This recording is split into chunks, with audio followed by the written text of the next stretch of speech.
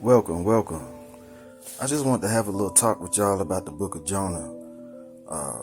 Very interesting book. A lot of people don't take the time to really read those old ancient texts because of the language, but the human brain is able to make some sense of it if you try. It's a cop-out.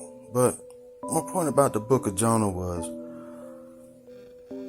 the story goes where he is basically sent to a town, and I'm paraphrasing, to preach.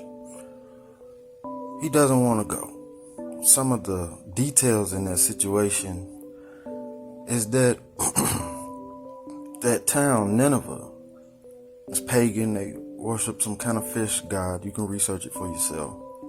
A lot of the ancient religions point to similar beginnings, but he didn't want to do that. He didn't want to go. He hops on the ship, storm comes. You know, their culture back then was somebody on this ship is causing this storm. Jonah stands up, they don't have to cast lots. Against their will, they throw him off. Storm goes away, he gets swallowed by a fish. The point of all that I noticed is that Jonah didn't want to preach to those people because he wanted God's wrath on those folks. He didn't want them to be forgiven. And I feel like a lot of people are like that. You know, Jesus hung up on the cross and said, God, forgive them, for they know not what they do. So there's a sense of when somebody's betrayed, you know, let's say even the word of God, that we as men and women, as people, you know, we may want to play God and want that judgment down on those people, but God is saying forgive them.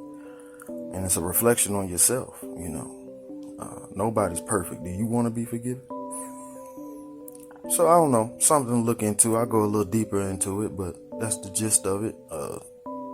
Jonah didn't want those people to be forgiven, you know. He didn't want to preach to them. He didn't want them to be forgiven. And